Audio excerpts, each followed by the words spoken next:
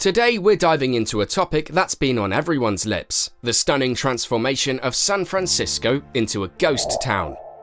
Yeah, you heard me right. Picture this. Once a vibrant hub, the city known for its iconic Golden Gate Bridge is now hauntingly quiet. The hustle and bustle has given way to boarded-up shops and darkened windows. It's like a scene out of a post-apocalyptic movie. So what happened? Well, we've got the details for you. Restaurant and business closures have hit the city hard, leaving many storefronts with "for lease" signs plastered all over. And remember those packed morning commutes? Yeah, they're a thing of the past. The streets are strangely empty these days. Even some tech giants that once called San Francisco home have left.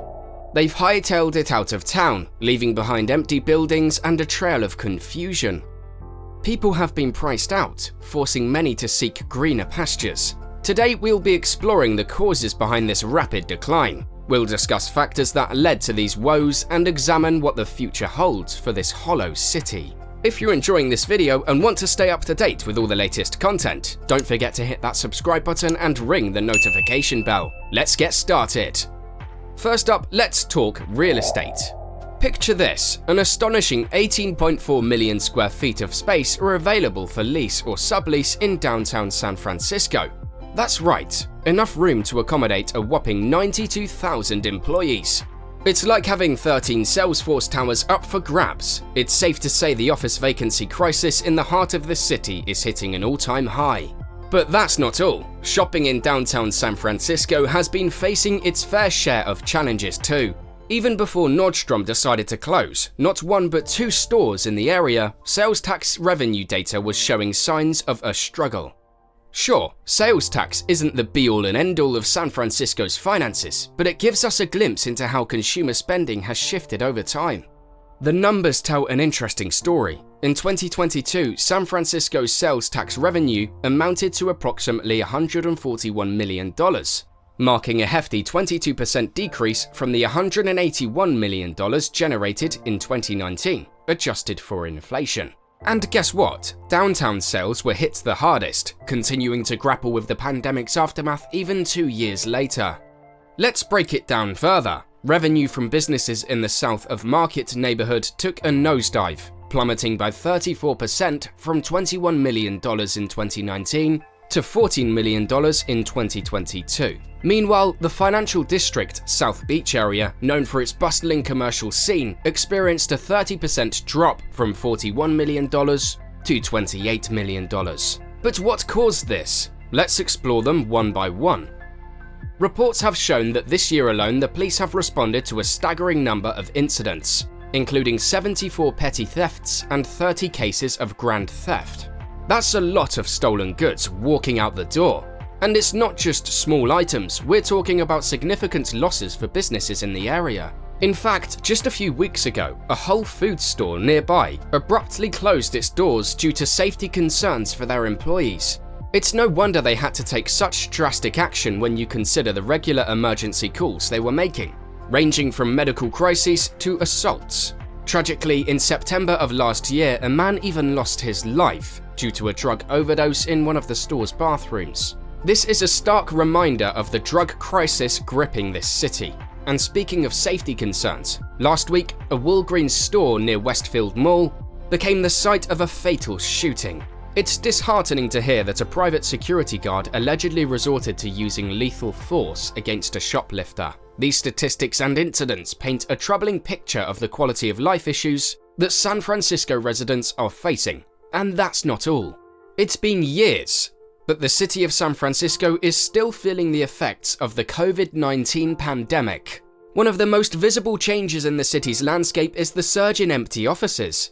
Compared to 2020, when the vacancy rate was a mere 4%, there are now plenty of options for tenants looking for office space. This shift has also sparked discussions about repurposing these vacant offices into housing or incorporating exciting features like bars or rooftop decks into the workplace. The emptiness of some buildings can be directly attributed to the cutbacks made by tech giants Salesforce and Meta. These companies seeking to reduce costs have resorted to mass layoffs and office consolidations.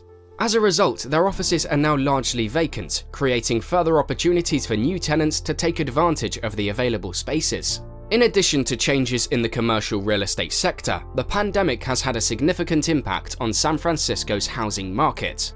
Home prices have skyrocketed during this period, making it increasingly challenging for residents to find affordable housing options.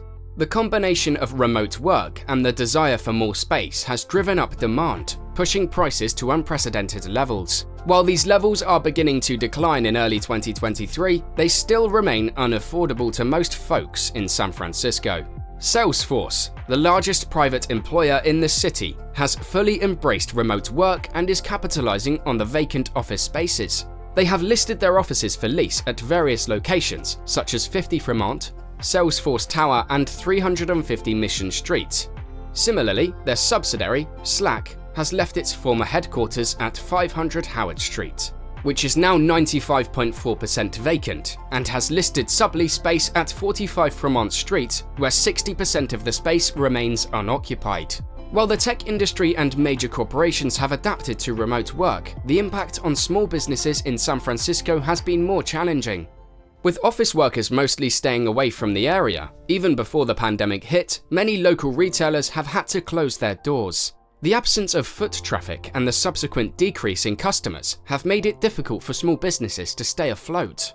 With all these happening, the cost of living has blown off the charts for those who call San Francisco home.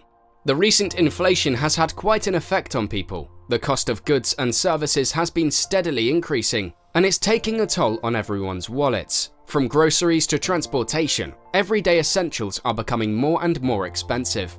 With all this happening, it is hard to keep up with the rising prices while your paycheck stays the same.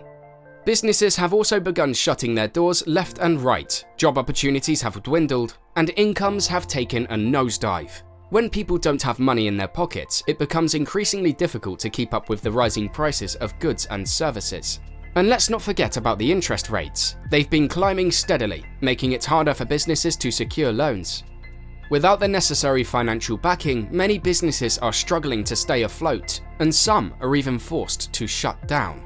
Individuals are also grappling with high insurance costs, whether it's health insurance, auto insurance, or even renter's insurance. The premiums seem to be creeping up every year. And when you're already struggling to make ends meet, these added expenses can be a heavy burden to bear. Now, one of the most visible consequences of this rising cost of living is homelessness. According to records from the San Francisco government, thousands of people in the city are currently homeless.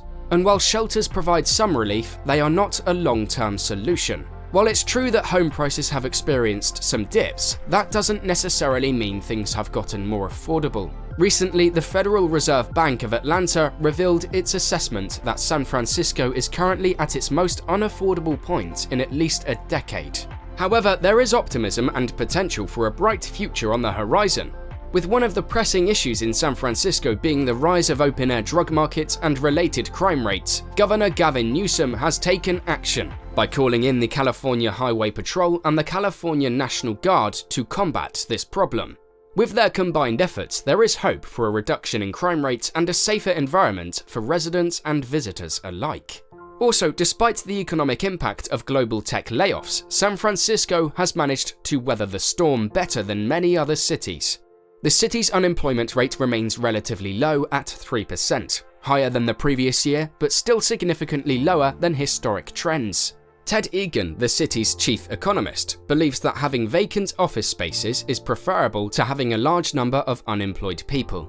He predicts that office rents will drop, leading to increased tenant demand and an eventual economic recovery. Fortunately, the drop in office rents is already happening, with prices for lower-tier buildings hovering around $50 per square foot, well below the citywide average. Nick Slonek, a principal at real estate brokerage, also anticipates a market inflection point where rents reach a low point before bouncing back. While there is currently a divide in the market, with tenants favoring high-quality spaces, there is potential for a rebound as demand increases. As we know, San Francisco's strength lies in its diverse economic engines, including technology, biotech, finance, and educational sectors. With these pillars in place, there is optimism for the emergence of new opportunities and drivers of growth. And as Slonek highlights, trying times often pave the way for innovation and progress. Also, Gary Tan, the president of venture capital firm Y Combinator, sees potential for San Francisco's rebound, drawing upon the city's rich history of overcoming adversity. Mayor London Breed is also actively pursuing policies to address pressing issues like homelessness and drug dealing. Plans are underway to expedite the construction of new homes and apartments, with a focus on providing accessible mental illness treatment. While its challenges still exist, San Francisco has a track record of bouncing back. With concerted efforts from government authorities, the business community, and visionary leaders, the future prospects of San Francisco remain promising. That's all for now. Thank you for tuning in today, and we look forward to bringing you more exciting content in the future. Don't forget to subscribe to our YouTube channel and hit the notification bell to never miss an update. Until next time, take care and have a wonderful day.